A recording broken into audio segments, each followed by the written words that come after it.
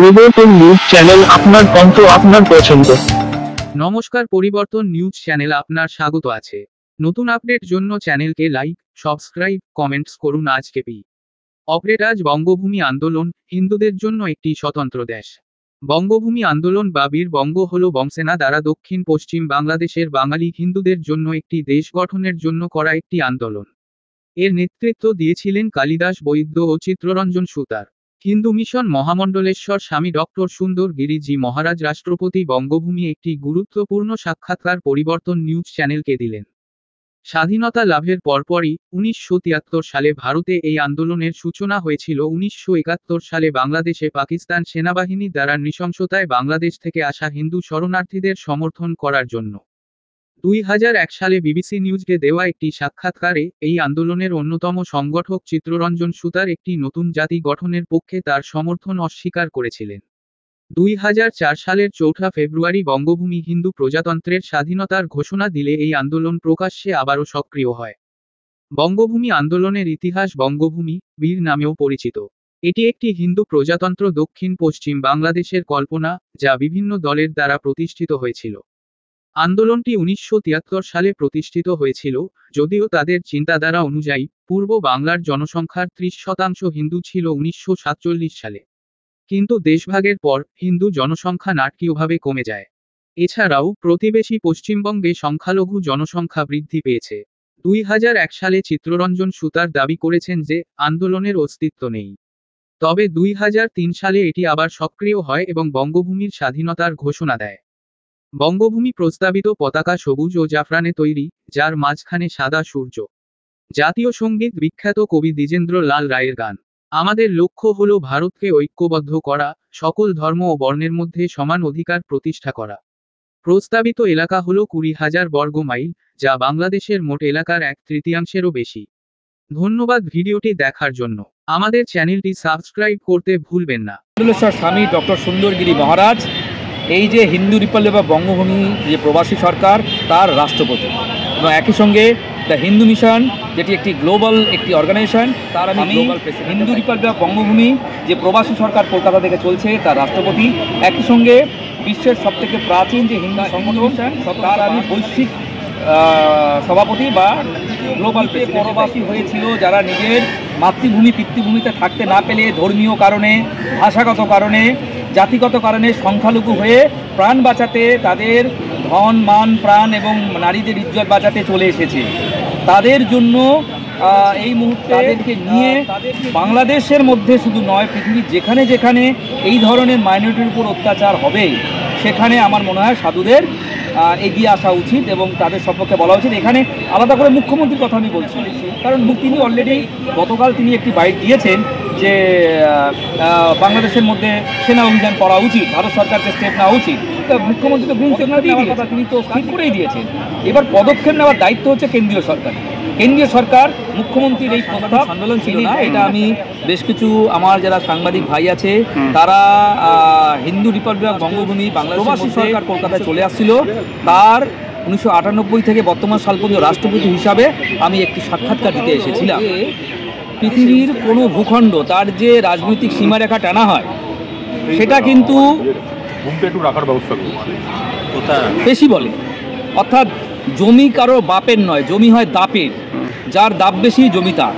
তো সেই হিসাবে আমরা দেখেছি যেখানে আমি এখানে বলবো এখানে ফান্ডামেন্টাল প্রবলেম হচ্ছে ধর্ম নিয়ে, রিলিজিয়ান নিয়ে। আজকে বাংলাদেশের যে সমস্যা পাকিস্তানেও সেই সমস্যা, যেখানে যেখানে ইসলাম ফান্ডামেন্টালিজম যেখানে যেখানে বাড়বে সেখানে তথাকথিত জমি নিয়ে নয় সমস্যা, কিন্তু বাউন্ডারি নিয়ে নয় সমস্যা, কিন্তু রাজনৈতিক কারণে নয় সমস্যা, কিন্তু ধর্মীয় কারণে। তাই বাংলাদেশ এবং পাকিস্তানে একই সমস্যা, ধর্মীয় সংখ্যালঘুরা সেখানে থাকতে পারছে না। তাই ধর্মীয় সংখ্যালঘুদের জন্য যদি একটি রাষ্ট্র না তৈরি হয় তাহলে না পাকিস্তান না বাংলাদেশ, পৃথিবীর কোনো প্রান্তে যে হিন্দু বৌদ্ধ শিখ জৈন, তাই একটি বাংলাদেশের মধ্যে 1973 সালে একটি রাষ্ট্র তৈরি করা হয়েছিল, স্বাধীন রাষ্ট্র, এবং সেটা ইউনাইটেড নেশনে রেজিস্টার্ড চিটাগং হিল ট্র্যাক নামে, কারণ সেই স্বাধীন রাষ্ট্রটার রাজধানী ছিল চট্টগ্রাম, চিটাগং। সেই রাষ্ট্রটির নাম হচ্ছে হিন্দু প্রবাসী সরকার। 1973 সাল থেকে 2024 পর্যন্ত চলছে কলকাতাতে। আমি যার রিপ্রেজেন্টেটিভ হিসাবে আজকে আপনাদের সাথে বক্তব্য রাখছি। সেই হিন্দু রিপাবলিক বা বঙ্গভূমি চালানো হচ্ছে, এটা আমাদের একটা কমিটি আছে। এর আগে আমার এই জায়গায় যিনি স্থলাভিষিক্ত ছিলেন তিনি ছিলেন আমাদের প্রয়াত অ্যাডভোকেট সুকুমার গুহ ঠাকুরাতা। উনি ছিলেন 1998 সাল পর্যন্ত। 1998 থেকে আমি আছি। তার আগে ছিলেন ডক্টর কালিদাস বৈদ্য। এবং এর বিস্তৃত যে ইতিহাস, আপনি যদি হিন্দু রিপাবলিক বা বঙ্গভূমি নামে আপনারা যদি বিভিন্ন ওয়েবসাইট বা সার্চ ইঞ্জিনে সার্চ করেন, আপনি এর বিস্তৃত ইতিহাস পেয়ে যাবেন। এটা আমার মুখের কথা নয়, এটা সেখান থেকে আপনারা পেয়ে যাবেন যে কিভাবে আমি হলাম। এর একটা আমাদের কমিটি আছে, আমাদের একটা ক্যাবিনেট আছে, আমাদের একটা যেহেতু সরকার চলছে প্রবাসী সরকার, তার একটা আমাদের প্রবাসী সরকারের একটা মন্ত্রিমণ্ডল আছে এবং আমাদের বিভিন্ন দেশের রিপ্রেজেন্টেটিভও আছে।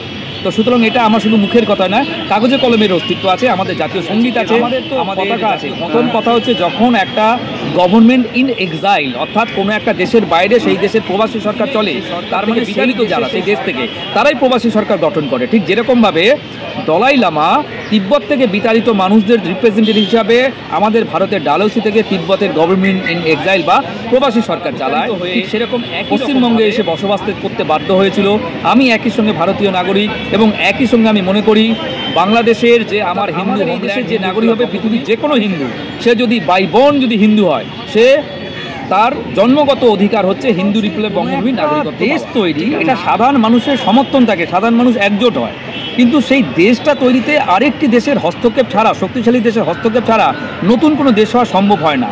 যেরকম আমরা আমরা একটা দেখাতে পারি, উদাহরণ দেখাতে পারি, যেভাবে আজকে পাকিস্তান এবং তৎকালীন বাংলাদেশ রাষ্ট্র যে তৈরি হয়েছে, ভারতের মতো একটা শক্তিশালী আমাদের সোভিয়েত রাশিয়া ইউএসএসআর ভেঙে আরও যে 17টা রাষ্ট্র তৈরি হয়েছে, সেখানে ন্যাটো দেশের মদতে তাদের শক্তিতে হয়েছে। ঠিক সেরকমভাবে বাংলাদেশে যদি হিন্দু রাষ্ট্র যেটা গঠিত হয়ে আছে, সেটা যদি আন্তর্জাতিকভাবে স্বীকৃতি পেতে হয়, তাহলে সামরিক শক্তিতে কিন্তু আজকে 4র্থ স্থানে আছে।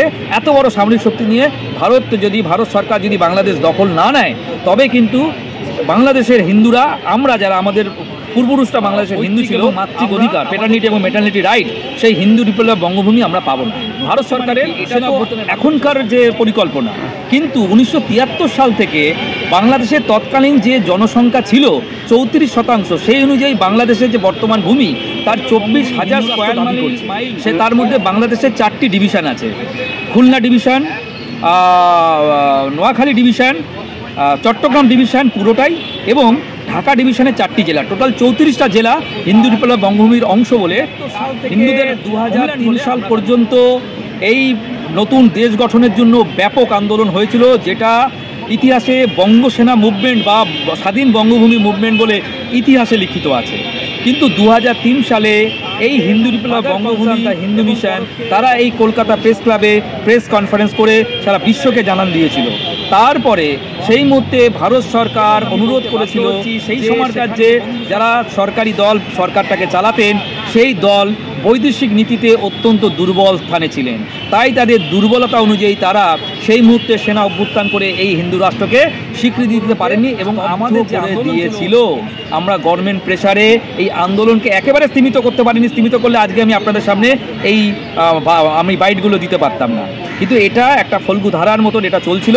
আজকে এটা কিন্তু একটা সুনামির আকারে বর্তমান যে সরকার, যশস্বী প্রধানমন্ত্রী নরেন্দ্র মোদী, যিনি কখনোই নিজেকে হিন্দু বলতে দ্বিধাবোধ করেননি এবং হিন্দু কার্যকলাপের মাধ্যমে আমাদের এই আবেদনে সাড়া দেবেন, যেটা আমরা 7ই আগস্ট, অর্থাৎ হাসিনা 5ই আগস্ট দেশ ছাড়ার পরে, বাংলাদেশ ছাড়ার পরে 7ই আগস্ট আমরা পিকনিক অর্গানাইজেশন, তারপরে বিভিন্ন এজেন্সি, পিএমও ইন্ডিয়া, মাননীয় নরেন্দ্র মোদী, তার নিজস্ব ইমেল, সবাইকে আমরা সঠিক প্রত্যুত্তর পাবো এবং হিন্দু রিপাবলিক বঙ্গভূমি যেটা গঠিত হয়ে আছে একটি রাষ্ট্র, সেই রাষ্ট্র আগামী কিছুদিনের মধ্যে স্বীকৃতি পাবে।